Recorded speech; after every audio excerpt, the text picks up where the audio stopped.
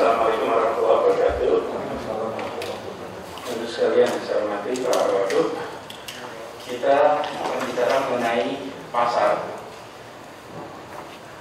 dan pengelolaannya baik masa pandemi ini khususnya dan juga ke depannya. Jadi kita berharap pasar-pasar kita ini tidak menjadi tempat terjadinya penularan secara masif. Tapi pasar itu diasosiasikan dengan tempat yang aman, sehat. Nah, beberapa waktu yang lalu kita mendengar mengenai rencana untuk improvement pengelolaan itu. Saya ingin kita dengar langsung dari Pak Dirut Pasar Jaya. Dan beberapa waktu ini pasar itu memang menjadi tempat terjadinya penularan. Sebetulnya kan begini, di mana sih terjadinya penularan itu? Di tempat yang ada interaksi dekat, intensif. Dekat intensif itu di mana? Ya, tempat ibadat. Kan itu dekat, intimate. Ya pasar, ya tempat kerumunan. Jadi sesungguhnya semua tempat yang di situ ada potensi kerumunan, di situ ada potensi penularan. Nah, kalau yang tempat kerumunan lain itu mungkin bisa dibubarkan. Kalau pasar kan tidak bisa dibubarkan. Exactly. Jadi sekarang pertanyaannya bagaimana mengelola agar interaksi dekat itu tidak menjadi penuh penularan. Jadi itu mungkin Bu Asisten bisa pimpin alur diskusinya, Bu. Silakan. Baik. Bismillahirrahmanirrahim. Assalamualaikum warahmatullahi wabarakatuh. Selamat pagi, salam sejahtera bagi kita semua yang sama-sama kita hormati, Bapak Gubernur, Bapak Wakil Gubernur, Bapak Sekda, para asisten, para wali kota, Dirut Pasar Jaya dan teman-teman semua. Sesuai arahan Bapak, Pak, jadi hari ini Pak Arief akan menyampaikan terkait apa-apa yang sudah dilakukan dalam rangka pasar untuk tidak menjadi sumber penularan COVID ini, dan juga nanti akan disampaikan tindak lanjut dari kerjasama dengan FKM UI terkait dengan pasar bersih sehat nyaman yang nantinya akan menjadi salah satu indikator bagi semua pasar, ada skor dan lain-lain, sehingga semua kepala pasar menjadi ada trigger untuk bagaimana meningkatkan pasar masing-masing. Silakan Pak Dirut. Terima kasih Pak Sisen. Bismillahirrahmanirrahim. Assalamualaikum warahmatullahi wabarakatuh. Selamat pagi, salam sejahtera buat kita semua. Yang kami hormati Pak Gubernur, Pak Wakil Gubernur, Bapak Sekda, Bapak Ibu Asisten, Bapak-Bapak Wali Kota, Kepala Dinas, dan para pejabat Pemprov DKI Jakarta. Izinkan saya memaparkan tentang update terkini pasar dan apa yang sudah dilakukan oleh kami di pasar. Sebenarnya memang ini yang terus juga kita jalankan, Pak. Saya memang sedikit agak bukan a priori, Pak, tapi memang melihat situasi di lapangan yang luar biasa berkembangnya, dan kita selalu menjadi sorotan secara nasional penyebaran COVID ini, Pak, sehingga kemudian memang berdampak juga nggak cuma hanya sisi kesehatan tetapi ekonomi yang memang saat ini terjadi di pasar.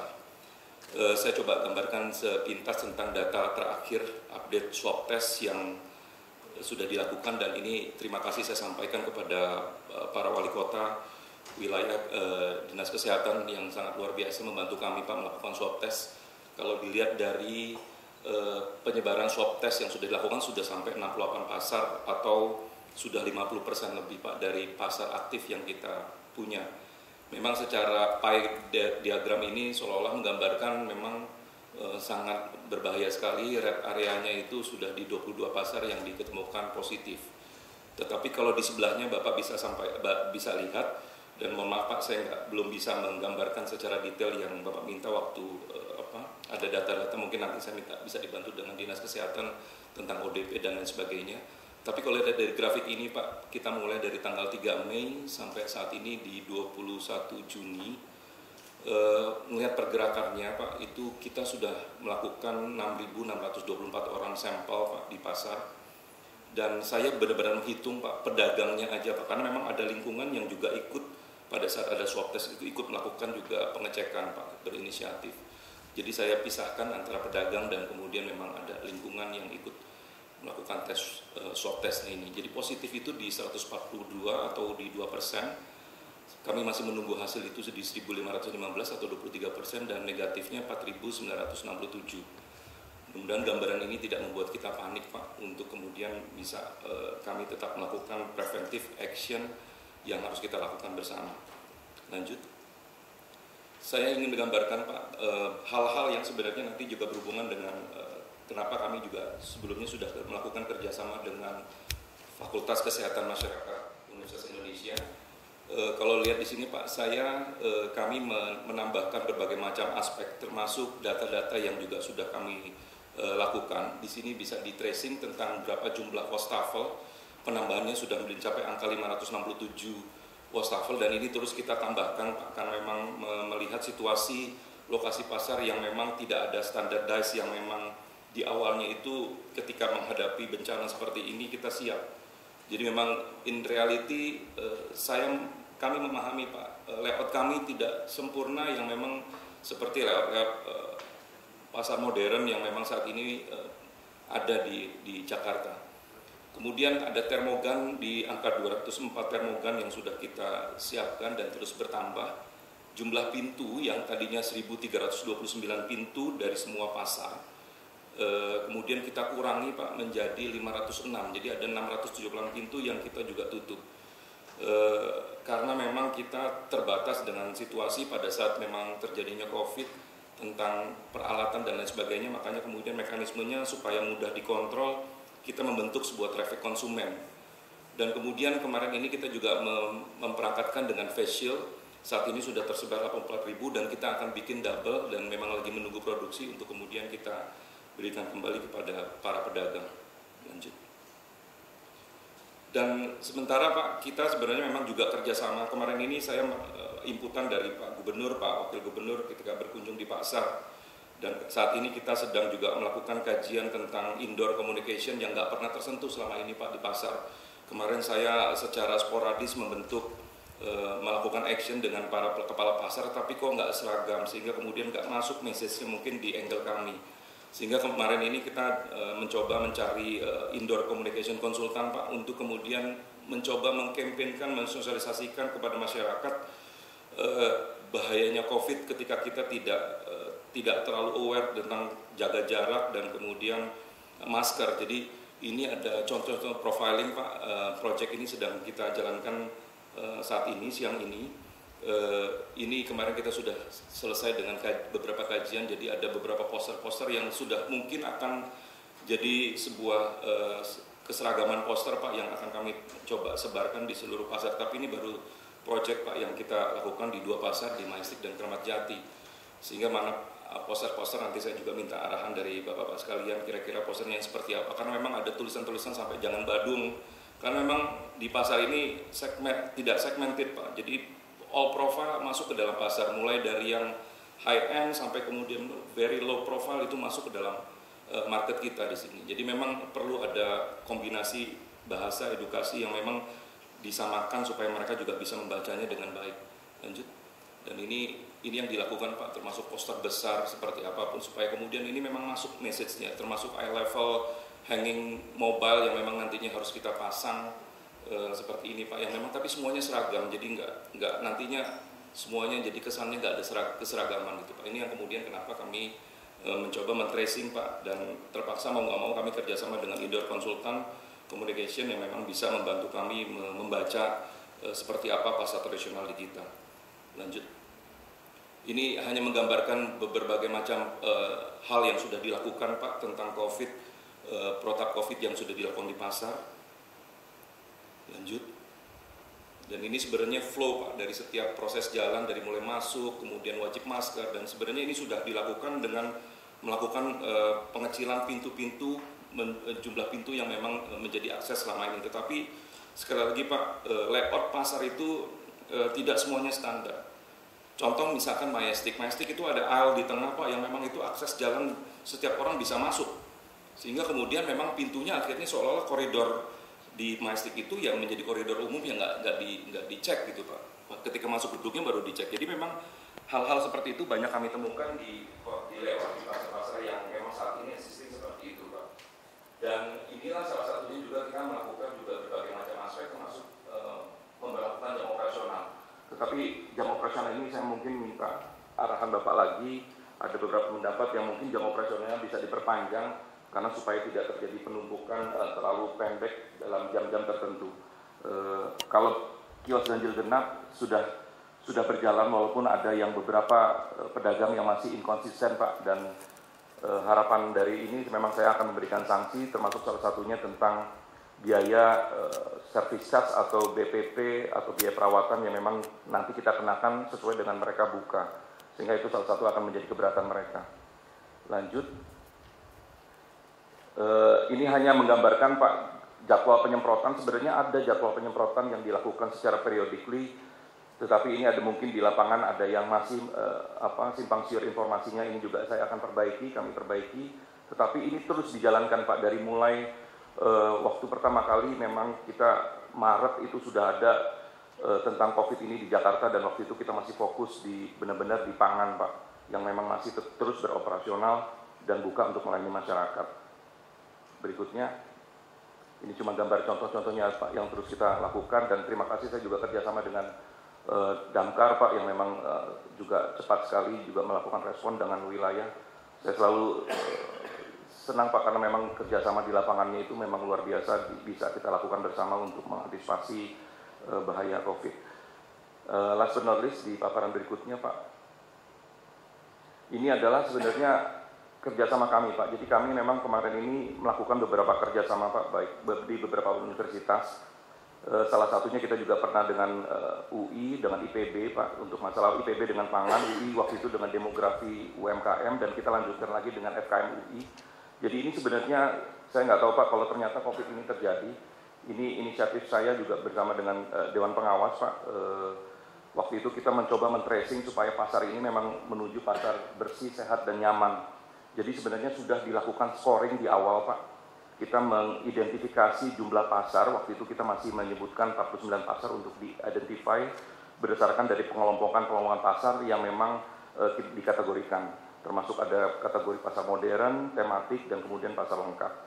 Jadi kalau lihat di sini ada banyak aspek sebenarnya Pak, dan ternyata COVID ini berhubungan dengan apa yang saat ini kita kerjakan dengan FKM UI Pak, di mana jumlah toilet juga diperhitungkan, jumlah wastafel juga diperhitungkan, dan mereka kemudian melakukan berbagai macam aspek standarisasi dan kemudian dilakukanlah sebuah scoring. Jadi ini ada scoringnya juga Pak tentang penilaian, di atas 70 itu berarti baik, cukup, dan kemudian buruk ketika angkanya di bawah 39,9.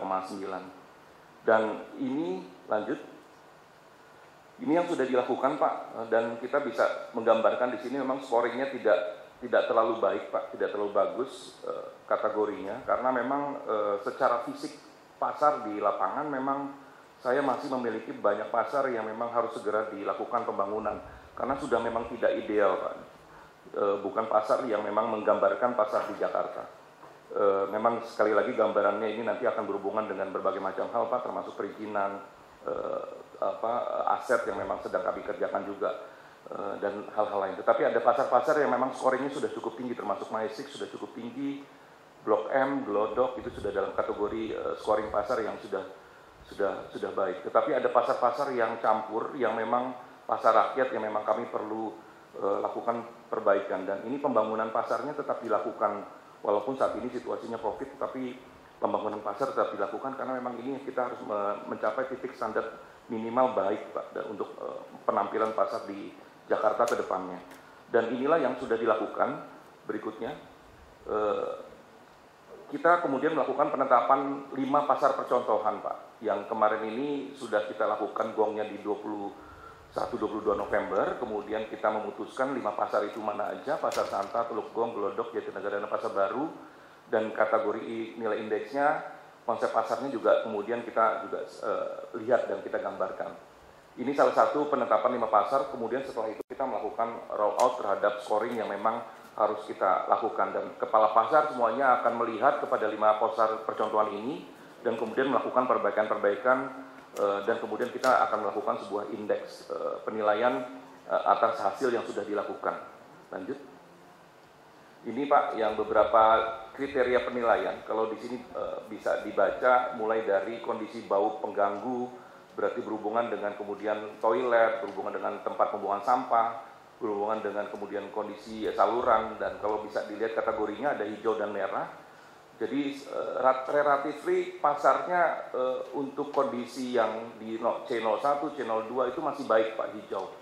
Untuk C03 berarti kita sudah tahu ada pasar-pasar seperti Teluk Gong, dia kondisi bau di area saluran itu tidak bagus. Jadi gambarnya sudah diwarnai merah Pak. Kemudian pasar baru demikian juga, tetapi pasar Glodok dan pasar Jatinegara tidak. Jadi ada beberapa hal kriteria dari 5 contoh pasar ini kita buat. Sampai di titik di mana sarana penghawaan itu juga dilakukan. Kalau penghawaan ini berhubungan nanti dengan infrastruktur Pak. Jadi sekali lagi, ini kriteria yang sebenarnya waktu itu dilakukan sebelum adanya COVID Pak. Jadi kami memang lagi menuju untuk ke arah pasar tradisional kita menjadi pasar bersih, sehat, dan nyaman. Saya memang tambahin kata nyamannya Pak, gitu, sehingga kemudian tidak identik dengan hal-hal yang di luar juga ada pasar bersih, sehat. Jadi ini Pak yang dilakukan oleh kami. Dan inilah kemudian kita melakukan launching tahap kedua Pak, yang sebelum COVID kita tadinya mau melakukan di bulan Maret Pak 2020, itu sebanyak 55 pasar. Dan penilaian 50 pasar ini akan dievaluasi dan masuk ke dalam KPI. Memang kita sudah memperkenalkan kepada kepala pasar dengan pola KPI Pak, arahan dari BPBMD. Kita juga sudah mendekati ke arah pola balance scorecard dan KPI sebagai salah satu kriteria performance yang memang menjadi indikator kriteria performance yang kita lakukan ketika kita melakukan analisa ini. Jadi ini salah satu kewajiban yang akan dilakukan oleh kepala pasar. Dan action plan pelaksanaan peserta fisik dan administrasinya juga dilakukan dan melihat 5 pasar percontohan ini yang memang dilakukan oleh FKM UI. Lanjut. Dan inilah pasar-pasarnya Pak, yang 50 pasar itu, dan harusnya selesai di bulan Mei. Tetapi sekali lagi ketika Maret ini COVID ini ada, ini yang kita terpospon secara alami Pak, karena memang kita nggak bisa melakukan kegiatan-kegiatan ini pada saat pandemi kemarin, di masa memang yang sangat krisis sekali. Dan ini yang menjadi salah satu proses tahapan yang kita lakukan. Demikian Pak, yang saya berikutnya sebenarnya hanya sebuah timeline aja di 2020 yang kemarin yang tadi saya sampaikan, itu harus sampai Juni, berarti ini saya harus lakukan rescheduling. Terakhir,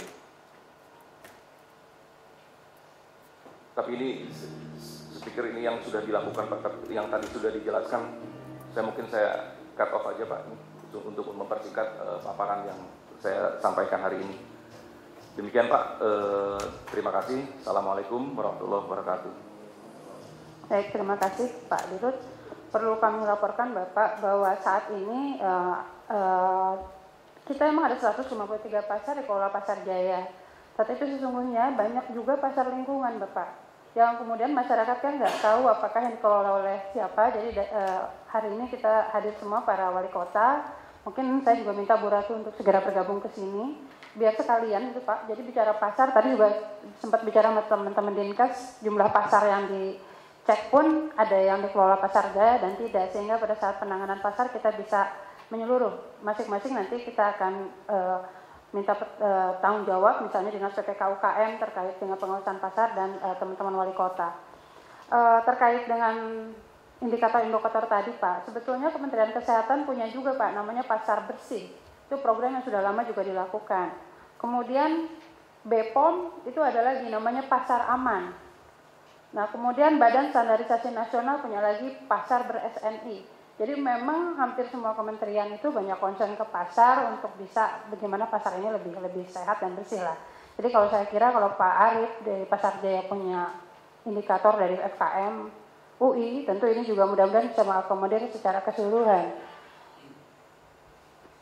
Nah di sisi lain Pak, mohon arahan juga nanti kaitan dengan kalau memang yang mau kita tampilkan di masing-masing pasar itu indikator yang dilakukan atau skor yang dibuat oleh FKM UI yang memang kalau lihat indikatornya itu lebih ke kondisi fisik ya, bau dan lain-lain gitu kalau saya lihat dari yang Pak Arief pernah sampaikan.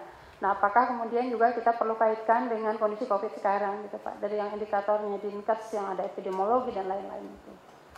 Sehingga nanti bayangannya kan kalau ini segera Bapak sudah putuskan untuk dilakukan di semua pasar, ada board gitu Pak, jadi semua orang bisa lihat kondisi pasar di tempat tersebut.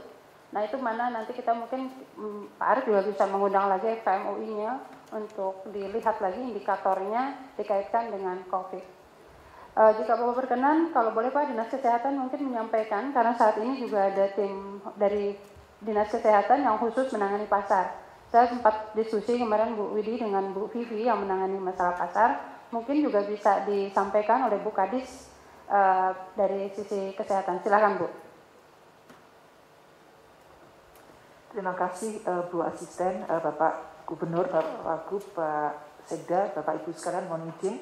Kami memang sudah melakukan screening di pasar karena kami sangat khawatir tanda kutip terkait dengan mobilitas penduduk di pasar, dan dari hasil yang sudah kita lakukan terdapat positif rate-nya di pasar sekitar 5,56%. Jadi kita sudah melakukan tes lebih dari 4.000 orang, di mana positif rate-nya saat ini adalah 5,56%. Masih ada yang kami masih tunggu Pak hasilnya, tentu ini menjadi perhatian bersama. Mungkin secara detail Bu Vivi, Dr. Vivi bisa menyampaikan terkait kita sudah melakukan beberapa pembuatan protokol kesehatan yang ada di pasar dan bagaimana pemantauannya selama ini. Silakan Bu Vivi untuk menambahkan.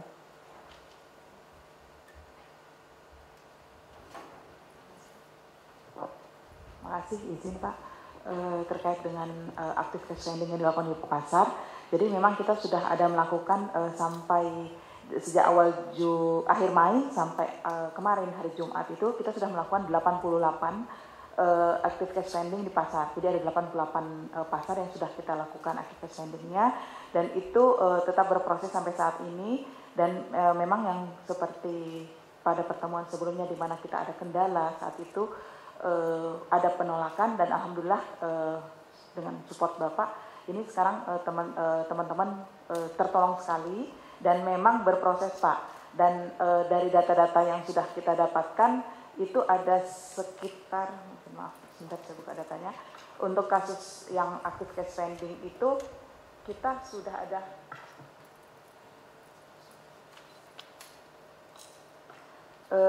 jadi yang dilakukan kita ada 345 kasus yang positif yang dilakukan swab, dan kita memang ada yang lakukan isolasi diri, ada yang memang kita kirim ke Wisma Atlet, dan sampai saat ini alhamdulillah memang rata-rata OTG Pak.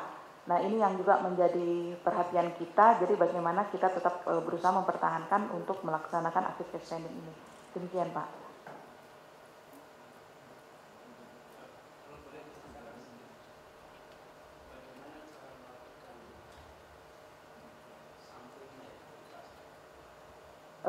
Izin Pak. Jadi selama ini kami memang untuk kalau dengan Pasar Jaya kami sudah koordinasi, terus kemudian kalau untuk pasar-pasar rakyat tadi itu koordinasi dengan lurahnya, dengan pengelola pasar. Dan itu kita teman-teman puskesmas turun untuk melakukan screening tersebut. Dan memang saat ini kalau prinsip utama kita tetap melakukan active cash lending. Tapi memang ada beberapa penolakan dari warga, dari penjual. Kalau memang mereka nggak mau, kita lakukan rapid test, tetap kita lakukan sebagai alternatif kalau memang mereka takut untuk dilakukan swab. Dan itu tetap berjalan. Demikian Pak. Jadi koordinasi dengan lintas sektor tetap jalan Pak. Jika Anda datang ke sebuah pasar, bagaimana cara menentukan siapa dites siapa tidak? Oh, jadi kita mengambil sampel Pak. Jadi kita mengambil sampel. Jadi di wilayah contoh nih Pak. Jadi kita akan melakukan active cash lending pada hari H, misalnya tanggal 21. Nah itu akan koordinasi, terus kemudian penjual kita akan menentukan sampling. Gimana misalnya 100, itu kita dapat konfirmasi dari pengelola pasar Pak. Gimana caranya? Dari pengelola pasar yang akan memberikan informasi siapa yang akan dilakukan. Terus kemudian mungkin ada pernah fotonya Pak, jadi itu nanti dipanggil nama-namanya Pak, jadi sudah ditetapkan namanya siapa yang akan penjual. Pengelola gimana cara nentuin yang 100 sih Pak? Jadi kita by grouping Pak, grouping jenis usaha. Biasanya gini Pak, kalau misalkan kerumunan banyak di pasar basah, nah itu random samplingnya akan lebih banyak di sana. Kemudian yang di kios juga kita tetap ambil. Jadi dari setiap jenis usaha yang memang menjadi terlihat kerumunan yang memang yang lebih banyak, itu yang kita lakukan random check Pak. Gitu. Mostly memang di pangan Pak, artinya misalkan di tempat pasar basah biasanya di tempat daging, sayur, itu menjadi salah satunya fokus kita. Selain kemudian kios-kios juga yang lainnya, kios pangan kebanyakan Pak. Pedagang, kebanyakan pedagang Bu. Tapi pembeli ada yang inisiatif mereka melakukan tes.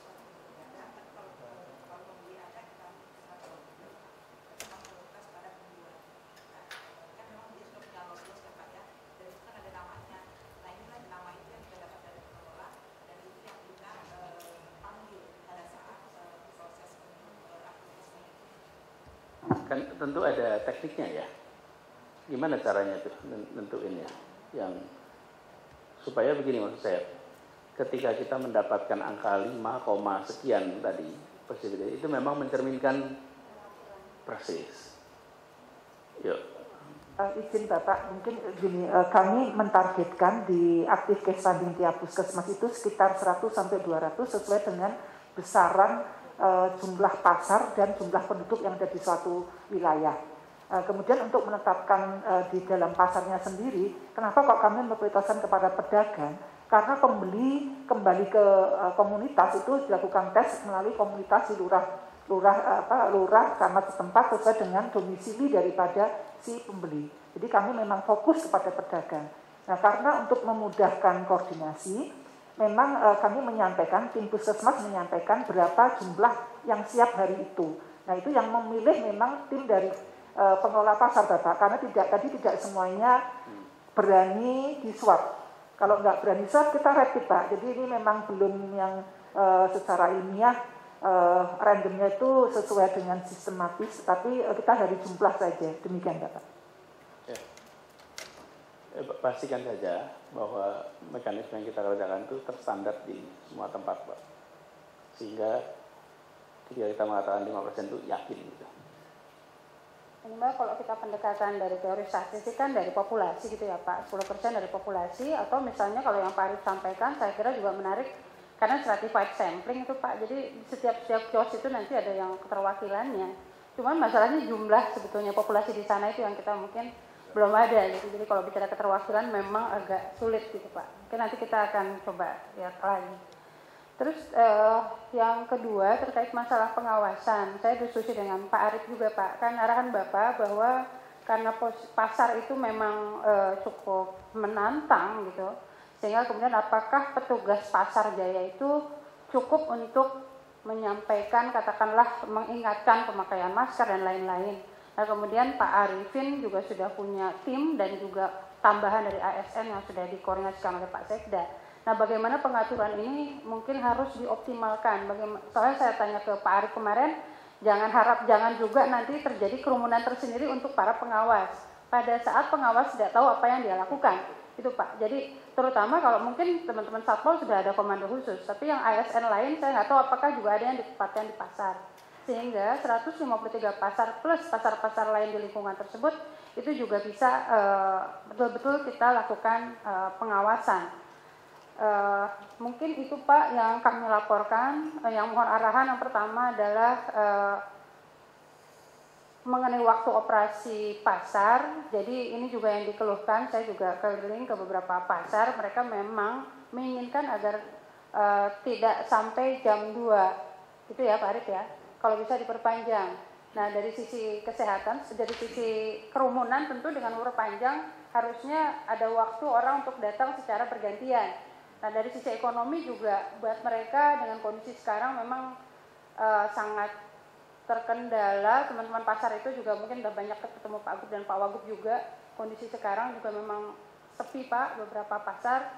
Nah itu kemudian kalau misalnya perpanjang seperti apa gitu Pak. Demikian Pak yang ingin kami laporkan untuk masyarakat. Pertama adalah mengenai tadi Pak, terus pengawasan. Mungkin kita betul-betul harus lakukan mekanisme pengawasan di pasar yang jelas itu Pak Arifin nanti teman-teman wali kota. Terus yang ketiga adalah pendataan pasar di luar pengelolaan Pasar Jaya. Di Bu Ratu, maju di depan Bu, kosong di depan. Nah, saya udah minta ke Bu Ratu untuk mendata, kelihatannya banyak wilayah yang sudah bagus datanya, ada juga yang belum. Nanti mohon bantuan para wali kota, Pak Asbam Pak, untuk bisa membantu juga terkait pendataan dan juga pengawasan. Mungkin pengelola dari pasar-pasar lingkungan tersebut juga bisa kita kumpulkan untuk bisa dipanggil oleh para wali kota terkait bagaimana pengawasan di pasar ini dapat berjalan dengan baik Pak. Itu aja Pak. Dan scoring yang terakhir Pak.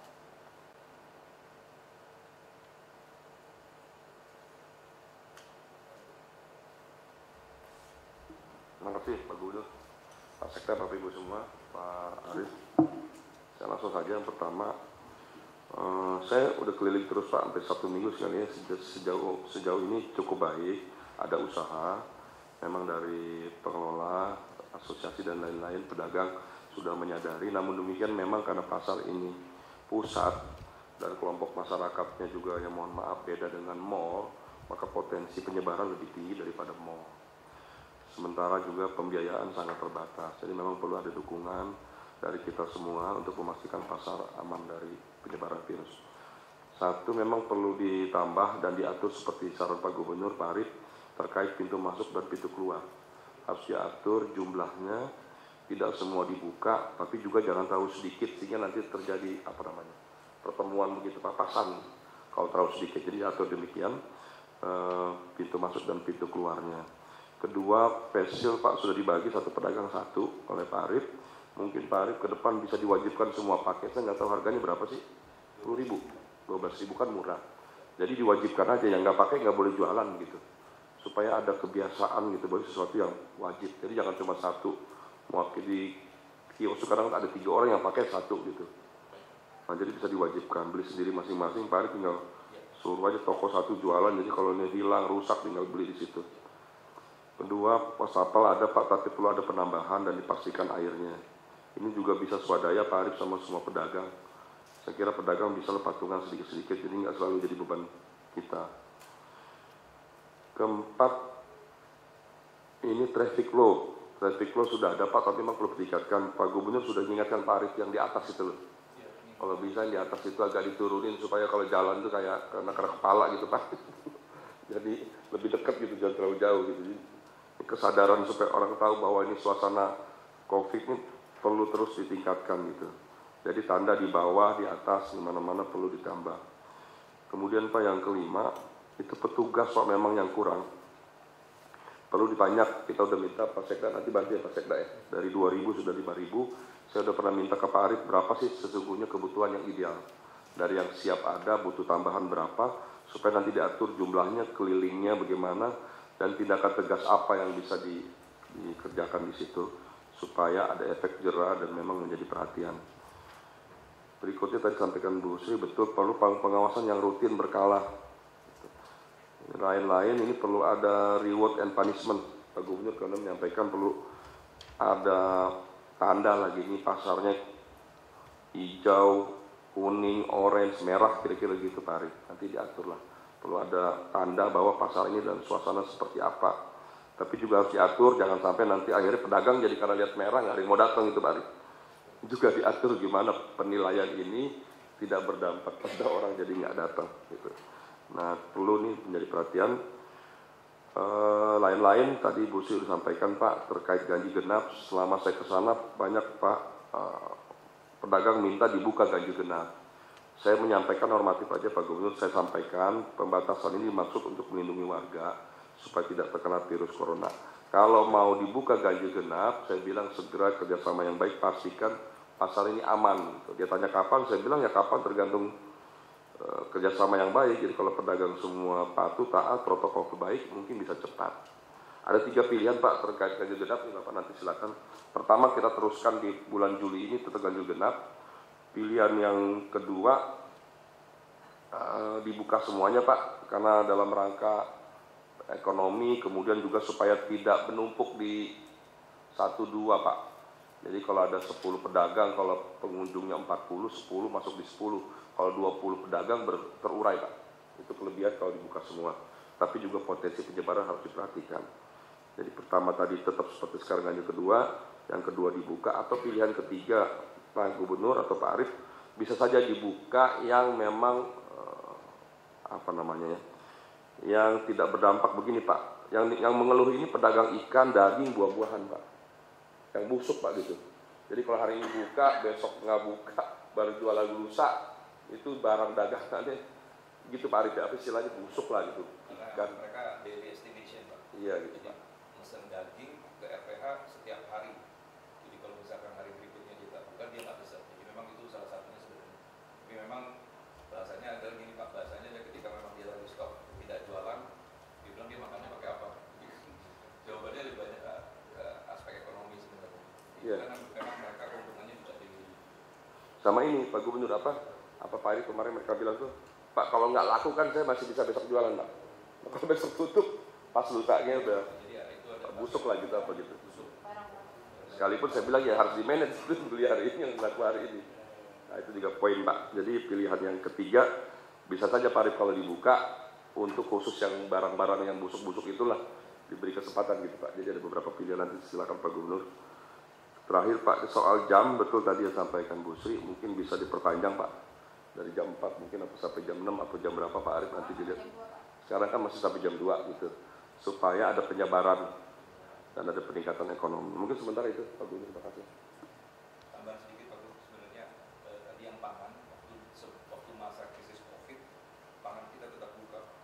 Yang mereka pertanyakan memang sederhana memang Pak, waktu krisis COVID-nya lagi intens, kami disuruh buka. Sekarang kita sudah lanjutkan tapi disuruh lanjutkan. Jadi memang saya mungkin memang beberapa hal pertimbangan untuk di pangan, sektor pangan Pak, memang agak sensitif. Karena ada jumlah, misalkan pedagang ayam Pak, cuma hanya 4. Misalkan di Tebet Pak, yang memang pasarnya ramai tapi cuma 4 pedagang ayam. Jadi kalau 2 buka, 2-nya memang pastinya memang jadi sangat produktif Pak, memang artinya terlalu over gitu, konsumen. Walaupun mereka kerjasama, ayamnya dititip ke yang kios yang buka, mereka sampai melakukan seperti itu. Tapi memang sekali lagi Pak, ini perlu arahan dari Bapak seperti apa. Kami tetap jalankan saat ini, tetap lanjutkan. Dulu kita buka sekali dari kita. Barang sama orang sama dengan kiosnya itu. Orang sama barangnya beraktivitas di kiosnya itu. Udah ada efek.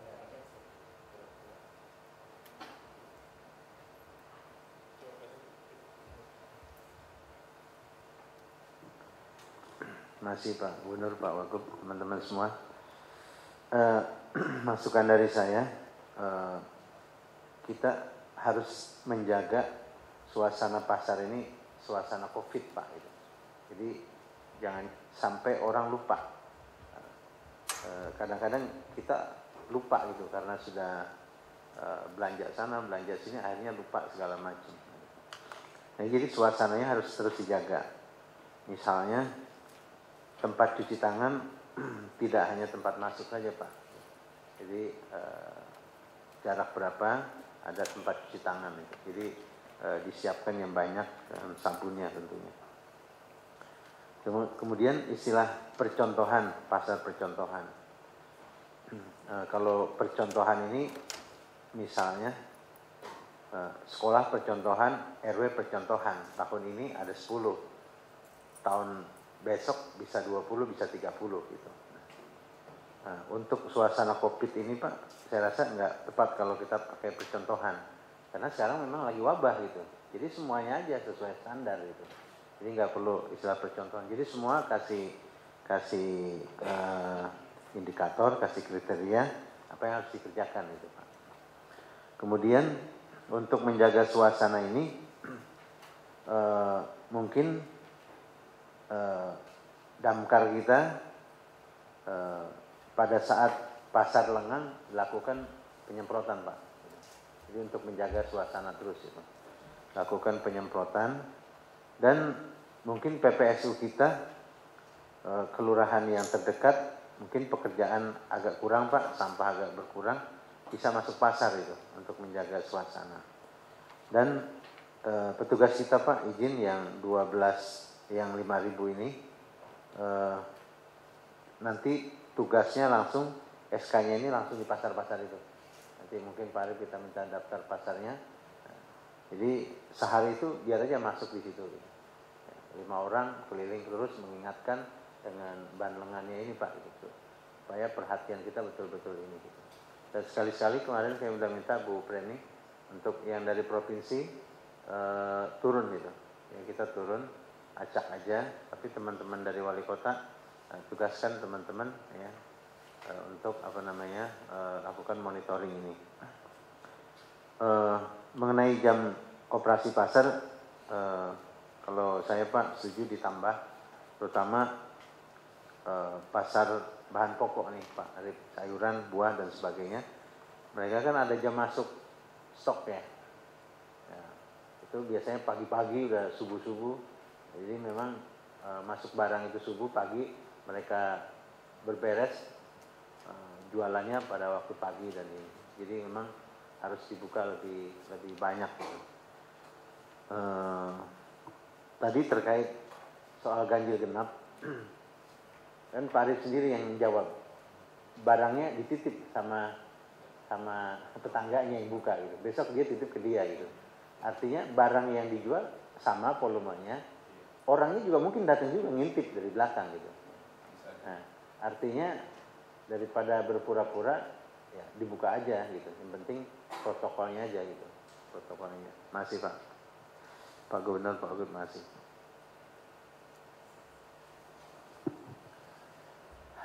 Terkait ganjil genap ada pandangan dari Bapak Ibu di lapangan?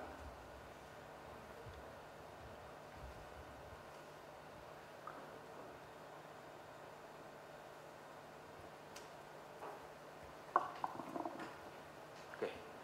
Jadi begini, kalau lihat tadi nampaknya ganjil genap ini tidak efektif ya.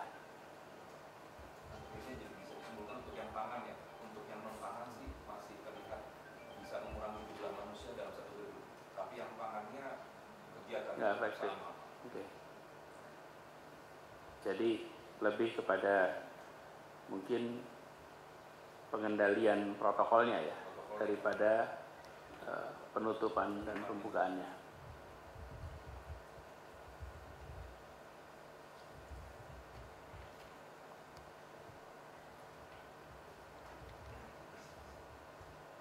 Kalau memang seperti itu, mungkin kita arahkan soal ganjil genap diubah menjadi semuanya bisa beroperasi gitu ya. Anda mengendalikannya mana? Ganjil genap aja nggak terkendali gitu kira-kira.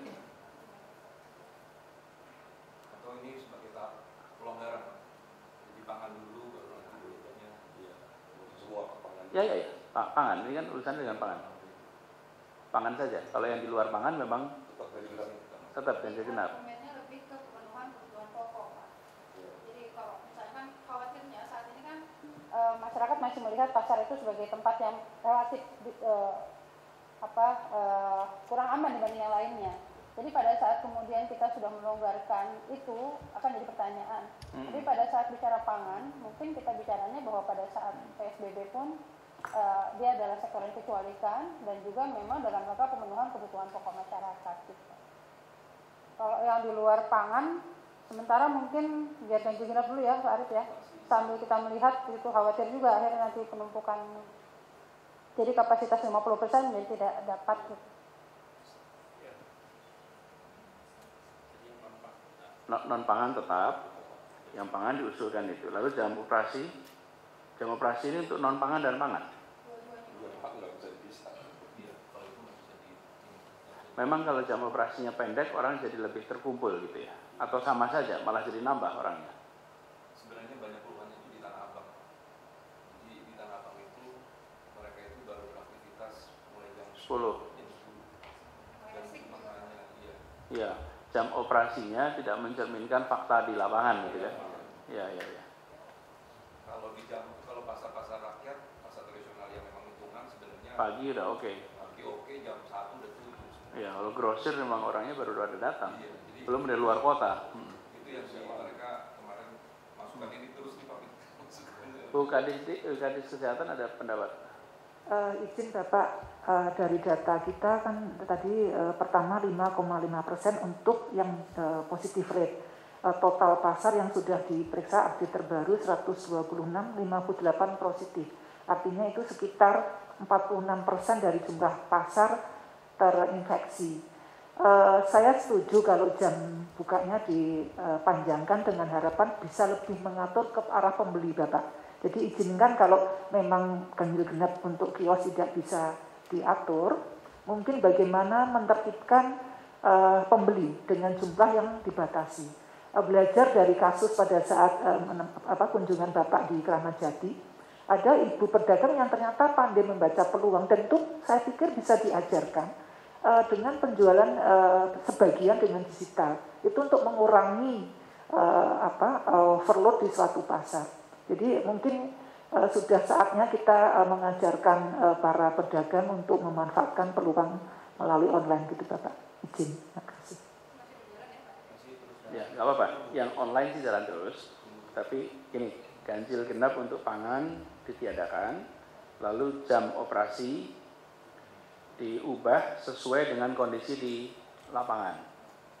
Jadi Pak Dirut buat jam operasinya mencerminkan. Kalau dibuat untuk pangan pagi sampai jam 2 mungkin bisa. Tapi untuk yang pasar non pangan belum tentu cocok gitu.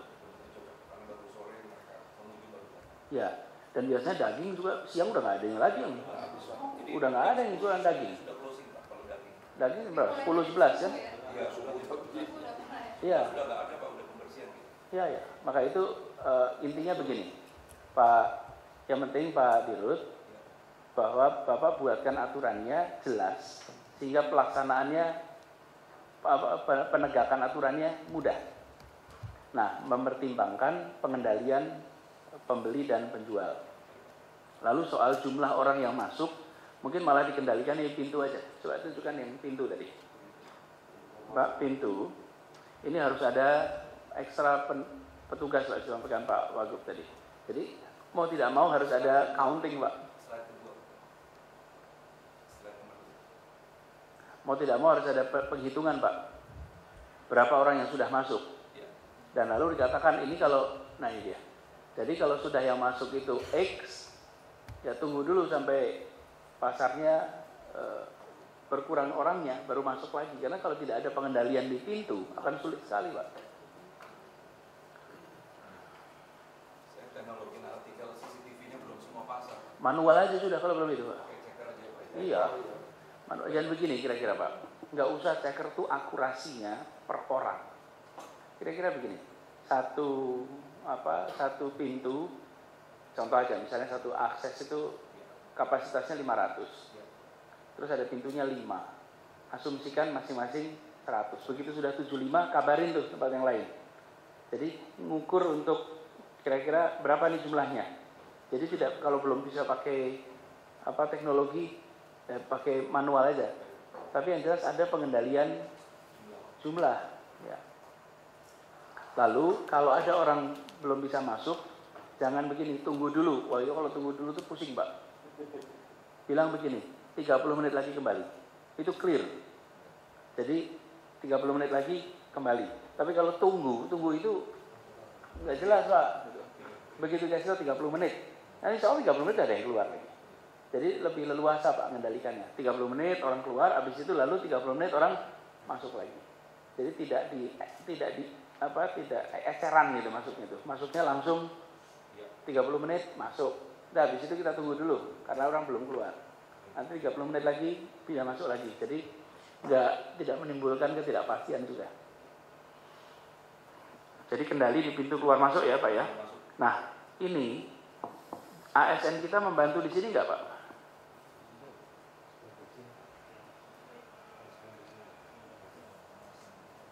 Yang koordinir ASN ini siapa sih yang tugas ini?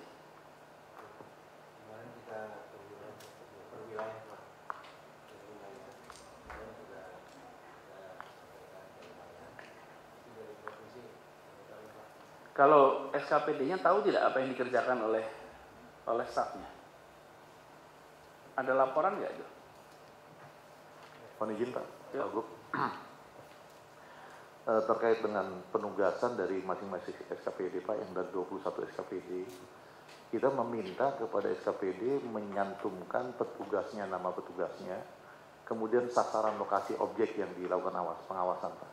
Khususnya pasar, kalau untuk wali kota 6 wilayah kota ini seluruhnya fokusnya memang pasar Pak, seluruhnya pasar. Kemudian juga ada beberapa SKPD lain juga yang pasar. Nah, kami dari Satpol PP memang sudah menyurati ke 21 SKPD yang meminta daftar nama-nama petugas yang ditugaskan Pak. Memang belum seluruhnya masuk, tetapi setiap hari ada laporan ke link kami Pak di Satpol PP Pak. Laporan tentang pelaksanaan tugas mereka di beberapa tempat itu Pak, bukan hanya di pasar. Seperti itu Pak. Kalau untuk Satpol PP-nya sendiri, setiap pasar itu 4-5 orang yang tugaskan di pasar. Ya, kelihatannya memang harus ada lognya ini untuk log aktivitas sehingga bisa dicek sudah mengerjakan apa saja gitu. Jangan sampai bengong dan bahkan tidak tahu apa yang harus dikerjakan gitu ya. Yang koordinir ini Pak mungkin lebih baik langsung aja di bawah Satpol, jadi tidak di bawah wali kota, di bawah wali kota. Boleh saran Pak? Ini saya kemarin teman-teman dinas teknis ekonomi itu juga memang mempertanyakan terkait teman-teman yang ke lapangan ini. Artinya kan kita punya mall, punya pasar, punya katakanlah perkantoran dan lain-lain. Dan masing-masing ada protokolnya kan Pak. Yang diawasi apa itu sesuai arahan Bapak, kita udah ada checklistnya.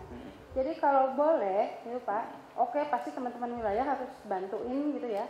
Tetapi SKPD teknisnya itu yang di depan Pak. Jadi pada saat bicara pasar, di sini Bu Ratu lah yang dengan Pak Arif. Nanti pada saat ada katakanlah satu pasar kita tetapkan 10 orang misalnya Pak. Nah disitulah dibikin piketnya, masing-masing bertugas di mana. Yang saya khawatirkan ASN ini kan ngambil dari banyak dinas ya Pak Sekda ya kemarin ya. Dinas-dinas yang bisa bantu. Dinas-dinas tersebut kalau ditanya dia mau ngawasin kemana ya dia nggak tahu. Justru kita yang harus mengkoordinasikan sehingga yang di pasar tadi saya khawatirnya seperti yang Bapak kemarin arahkan bahwa kayak pada saat ada kerumunan di tempat-tempat tertentu siang, pagi-pagi, siang ramai orang kita ASN yang cek. Sore kita nggak ada yang ngawasin, akhirnya kemudian terjadi permasalahan. Jadi saya minta tolong juga nanti Pak Arif, semua petugas atau kepala pasar itu nanti diaturkan titik-titiknya. Masuk waktu-waktunya, jadi nggak semua ASN-nya juga optimal kerjanya Pak. Ada yang mungkin datang cukup siang sampai dengan sore. Ada yang dan lain-lain sehingga pengawasan pasar secara keseluruhan terjadi Pak.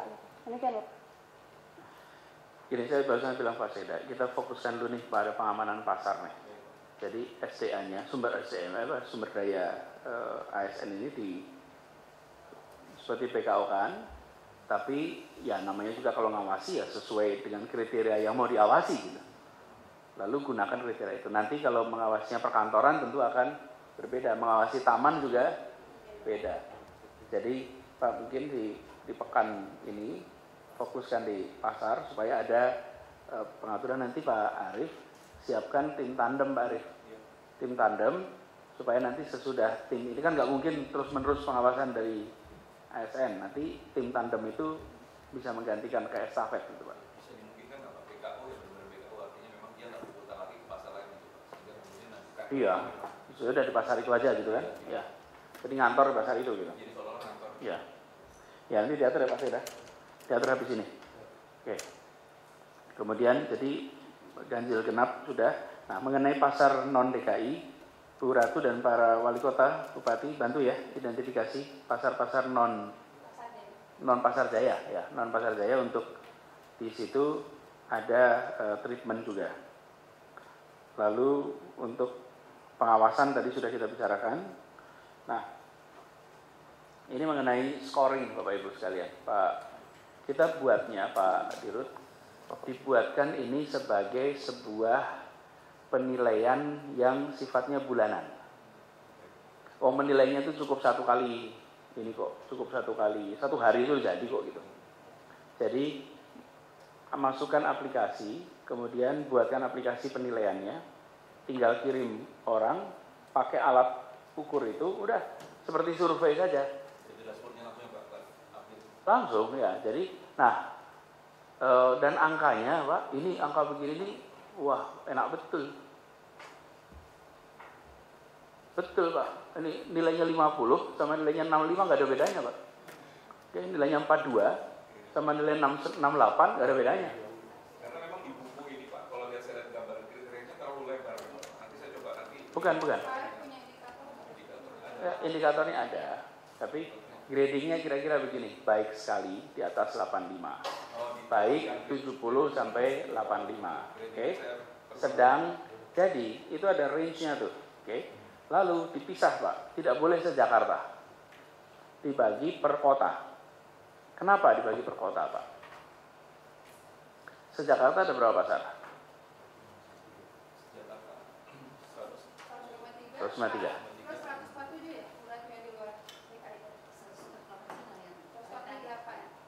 Oke, kalau di pusat ada berapa pasar Pak? Berapa? 17 pasar di pusat. Kalau di barat berapa? Pasar BRI 28. Nah. Oke. Kalau di utara berapa pasar? Selatan berapa pasar? 27 Pak. 27. Oke. Timur? 31 Pak. Berapa?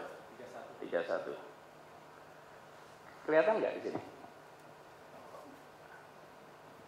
Kalau saya nomor 70 nih, nggak ada insentifnya Pak untuk gerak Pak. Oke. Saya mau kerja apapun, paling naik di nomor ranking 50 Pak. Problem dari perankingan kalau base-nya itu 150, maka yang kelihatan itu top 10 sama worst 10. Di tengah itu hilang dalam sistem. Tapi kalau saya nomor 20 dari 27, it looks bad Pak. Karena kantongnya hanya sedikit. Jadi di ranking nanti per wilayah, di skor per wilayah, supaya itu seperti kalau dapat Adipura itu Pak. Kan kabupaten yang kelihatan Adipura ya? Adipura. Saya itu bilang, ini Adipura kalau dikasihnya se-Indonesia, maka dapat nomor 200 sekian dari 500 kabupaten itu ya nggak kelihatan kok gitu. Tapi kalau di rankingnya per provinsi, kok kelihatan. Anda adalah kabupaten terburuk di provinsi ini. Waduh, berat itu. Jadi kalau sekarang pasar terendah di Jakarta Timur, waduh, gak enak itu. Tapi kalau dia di ranking se-DKI, bisa jadi nilainya di tengah. Terbayang maksudnya? Jadi nilainya dibuatkan di ranking. Jadi baik sekali, baik, sedang, kurang, dan buruk. Jadi gerakannya ada, terus dipotong per wilayah. Lalu Pak, dibuatkan target Pak, bahwa 6 bulan ini, skor harus naik 10 poin. Naik 20 poin. Jadi terus gitu. 20 poin itu maksudnya gini Pak. Disebut baik sekali, itu dinaikkan dari 85, 6 bulan lagi jadi 90. Jadi kemudian terpacu untuk naik terus. Lalu dikasih warning, kalau nggak bergerak dalam 6 bulan, langsung direview kinerjanya. Ya, kalau nggak bisa bersihin pasar, jangan mimpin pasar gitu Pak. Nggak usah komplain soal infrastruktur. Faktanya infrastruktur kita masih seperti ini. Bersih dan tidak itu tidak tergantung infrastruktur. Bapak Ibu datang ke rumah kampung-kampung, yang rumahnya itu licin, rapi, bersih sekali. Alasnya tanah. Kenapa? Karena ibunya setiap habis masak menggunakan bekas parutan untuk membersihkan lantainya. Nggak kalah itu dengan yang porcelain. Jadi jangan bilang kalau miskin berarti enggak. There's nothing to do. Jadi jangan nanti pasarnya karena belum punya marmer, belum punya porcelain, enggak. Itu nomor sekian itu. Yang penting, jadi karena itu nanti buatkan aja IPSAT,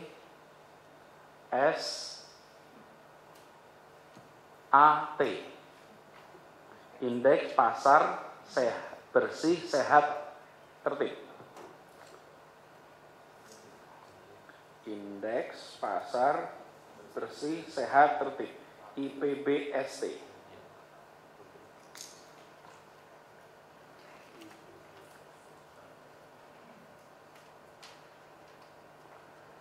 Nanti kalau sudah begini dapat dan diukur dengan benar, dimulai bulan Juli. Jadi bulan Juli setiap tengah bulan diumumkan skornya, Pak. Jadi nanti langsung perbaikan tengah bulan Agustus, tengah bulan itu tiap bulan nanti kita umumkan skornya. Dan seperti dibilang tadi, kita pasang di depan pasar. Jadi semua orang di pasar itu tahu pasar kita masuk kategori buruk sekali, baik atau baik sekali. Kita kaitkan dengan penanganan COVID ya Pak? Ini Enggak, khusus untuk ini, tim saja ya? Ini khusus. Dan otomatis kan dengan sendirinya ya. Kalau ini bersih, sehat ya otomatis nanti penanganan COVID-nya lebih baik. Ini protokol tersendiri nanti. Dan nanti Pak kalau bulan Juli besok ini pengumuman, maka seluruh kepala pasar dikumpulkan di balai kota, suruh lihat hasilnya. Jadi habis itu nanti lihat seperti apa ke depannya. Biar nanti yang pasarnya buruk juga kelihatan wajahnya di situ, Pak. Saya waktu itu cerita sama Bu Sri, Pak. Kami waktu saya tugas di kementerian ini susah sekali ngurus daerah, Pak. Menteri Pendidikan itu bikin aturan sama Pemda itu disuekin. Betul, Pak? Di seluruh Indonesia. Dan salah satu masalahnya adalah dana pendidikan di banyak daerah itu tidak dialokasikan dengan benar. Lalu perhatian pada pendidikan kecil. Tapi bukan kita di Jakarta pendidikan orang peduli. Begitu sampai ke daerah, yang penting kelihatan fisik. Jadi yang terjadi adalah rehab. Adanya rehab tuh, di DKI juga sih gitu. Jadi betul kan Pak Saudara? Kita kan rehab. Jadi yang dipilih kelihatan fisik. Jadi akhirnya kita buatkan seperti ini. Namanya neraca pendidikan. Per kabupaten, per kota. Ini saya boleh ceritakan di sini. Kabupaten Cirebon dengan kota Cirebon, alokasi pendidikannya, kota Cirebon 10 kali lipat lebih tinggi daripada Kabupaten Cirebon. Per siswa. Orang kita lihat itu shock. Masya Allah, tempat kami hanya mengalokasikan, ini Kabupaten Cirebon per 10-nya dari kota Cirebon. Dan begitu itu diumumkan, apa yang terjadi? Orang tua, aktivis lokal, semuanya nekan sama kepala daerah. Sejak itu kemudian Kementerian Pendidikan bisa nekan daerah. Karena diumumkan kepada publik, ini loh yang dialokasikan, ini hasilnya. Jadi kita akan ketemu dengan lompatan resources. Ternyata lebih efektif mengumumkan itu dan dapat tekanan dari selama ini kalau ditanya berapa alokasinya. Dan DKI alokasinya per siswa, itu waktu itu saya hitung 5 juta rupiah per siswa. DIY 500 ribu rupiah per siswa. Kinerjanya bagus yang 500 ribu. Itu serius itu waktu contohnya waktu itu. Jakarta 5 juta rupiah per siswa, DKI 500 ribu rupiah per siswa. Tapi hasil kinerja pendidikannya bagus Jogja. Dan itu begitu ditunjukkan sebagai neraca, this is what you spend, this is what you get. Langsung orang, waduh, nggak bener nih. Dan itu kemudian neraca pendidikan itu diupdate tiap tahun. Dengan itu diupdate tiap tahun, namanya kepala daerah, setiap kali mau neraca pendidikan deg-degan. Karena dia harus bisa mempertanggungjawabkan kepada publik. Kami di Dikbud tinggal ngeluarin aja, skor kinerja gurunya demikian, skor UN-nya seperti ini, skor attendance-nya seperti ini, terus enrollment-nya seperti ini. Kita cuma ngasih aja sudah, habis itu publik. Nah sekarang Mbak, kita lakukan itu pada pasar. Semua pasar diumumkan, yang menilai dari kita, diumumkan aja rutin. Biar nanti para kepala pasar yang meningkatkan kinerjanya. Ini dimulai ya, bulan Juli besok. Kemudian yang tentang protokol yang COVID tadi, Pak, pastikan Mbak bahwa pengendalian jumlah orang yang paling kunci. Jadi pintu masuk keluar, karena kalau sudah tidak dikendalikan masuknya, ya udah sulit kita. Kan ruangan ini juga begitu Pak. Kalau tidak dikendalikan di depan, semua orang masuk ke sini, ya mau sehebat apapun kita ngawasi, ya tetap akan sulit. Kuncinya adalah mengurangi jumlah orang masuk. Kira-kira di situ. Jadi jam operasinya boleh ditambah, ganjil genapnya boleh ditiadakan, tapi orang masuknya dikendalikan. pengendaliannya di jumlah orang masuk. Izin sedikit Pak, satu pasar yang mungkin dilakukan dengan kondisi itu, Yaitu pasar induk Kramat Jati. Pintunya banyak. Pintunya banyak Pak, itu suplainya Jabodetabek. Jamnya Jakarta itu di pasar induk Kramat Jati. ya. Walaupun kemarin dilakukan surprise memang posisinya ketemunya bukan dari 100 orang, tapi memang mudah barang masuk dari daerah ke Jakarta itu 24 jam. Makanya memang saya nggak sentuh-sentuh yang pasar Kramat Jati karena jika terjadi sesuatu memang kolapsnya bisa Jabodetabek Jepang. Iya, jadi kita tetap lakukan Pak. Kenapa aja? Cuma jumlah orangnya karena itu di luar lingkungan dia peraturan titiknya stadion. Polanya kan itu dia kayak itu pasar. Gini aja Pak, kalau memang seperti itu, maka kendalikan interaksi antar orangnya. Kan kita kendalikan jumlah orang dalam ruangan. Kalau ternyata jumlahnya tidak bisa diatur seperti itu, maka kendalikan. Kalau perlu Pak, itu face shield itu wajib, sudah wajib face shieldnya. Pak, Bapak Ibu sekalian, face shield itu nampaknya sederhana, tapi saya menemukan bukan efektivitas. Betapa mengejutkan face shield itu terkait dengan COVID. Tamu-tamu di sini pakainya face shield Pak.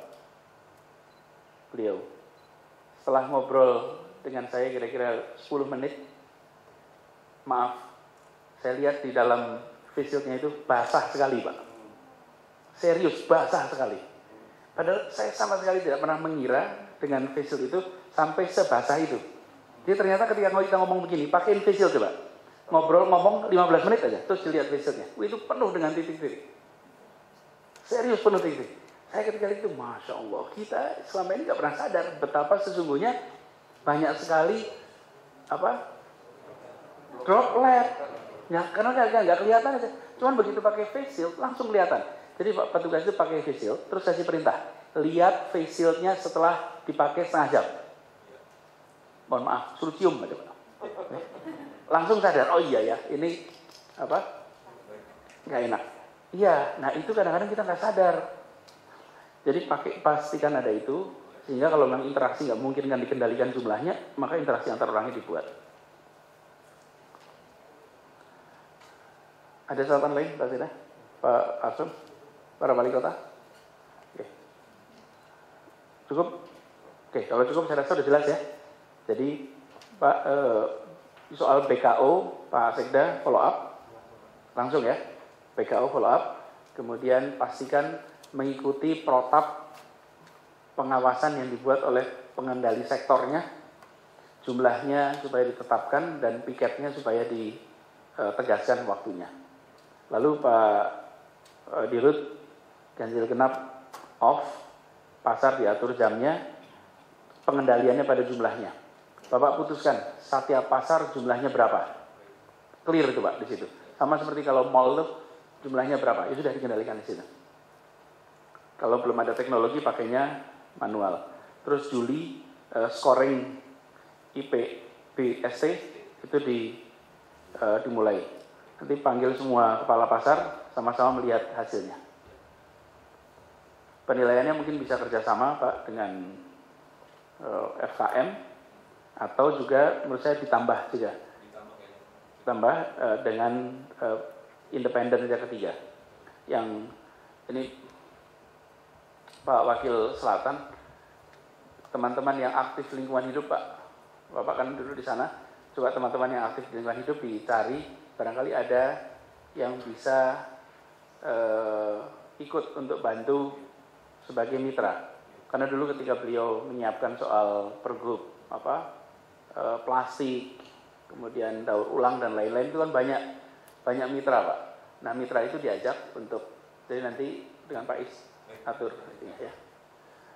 Begitu ya Pak Gub, Pak Sekda, terima kasih. Kita hari pertemuan ini. Assalamualaikum warahmatullahi wabarakatuh.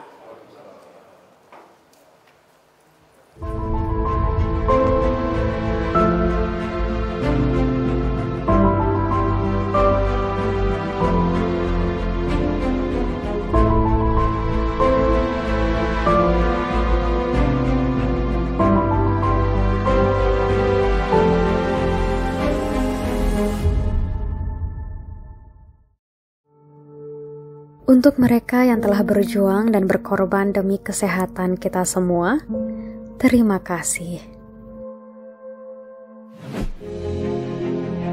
Puskesmas turut berperan besar dalam menangani COVID-19 di ibu kota. Seluruh tenaga kesehatan puskesmas di Jakarta secara proaktif berupaya menekan penyebaran virus ini. Mulai dari sosialisasi langsung ke masyarakat, hingga bekerja sama lintas sektor menangani wabah virus ini. Kebersihan lingkungan sekitar tak luput diperhatikan. Mereka terjun langsung melacak kontak kasus positif COVID-19 di masyarakat. Melayani tanpa mengenal lelah.